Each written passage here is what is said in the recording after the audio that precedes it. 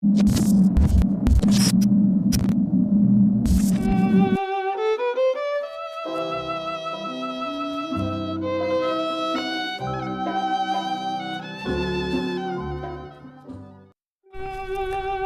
Tiga Abdul merupakan filem terakhir P.Ramlee di Jalan Ampas.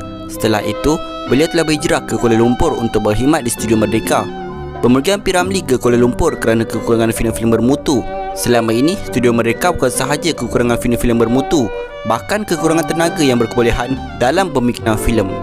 Namun begitu, terdapat berbagai teori dan andaian yang berlegar di pemikiran peminat serta pengkaji filem mengapakah P.Ramlee berpindah ke Studio Merdeka Kuala Lumpur. Antara andaiannya adalah, pertama, P.Ramlee diberikan dua pilihan, sama ada beliau berpindah ke Hong Kong untuk mengarah filem Seniwati dalam tata warna atau pulang ke tanah air untuk menghidupkan Studio Merdeka.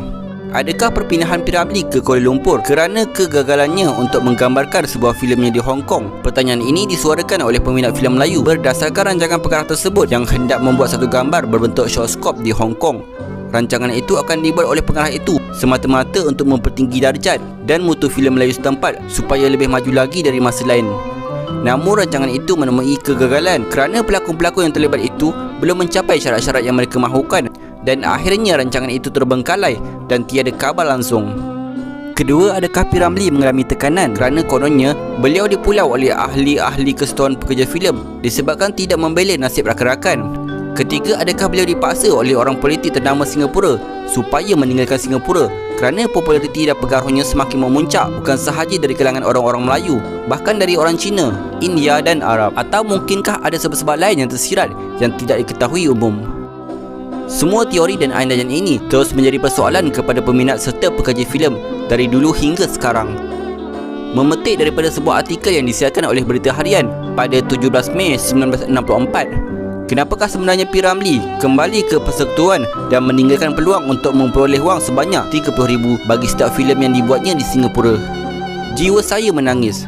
Saya pulang kerana mahu berbakti kepada bangsa dan tanah air, khasnya dalam bidang seni.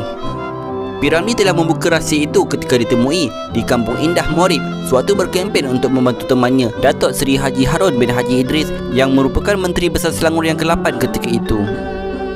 Menurut P.Ramlee, langkah ia berpindah ke ibu kota itu adalah satu langkah yang lebih tegas untuk menghindarkan segala kepiluan hati dan batinnya serta menciptakan filem yang lebih sejajar tarafnya seperti taraf filem internasional.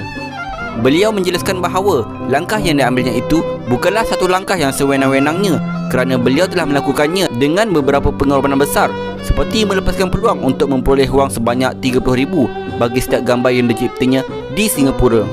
Menurutnya, rumah, pinggan mangkuk, perabot semua sudah dijualkannya di Singapura kerana hendak menetap di Kuala Lumpur.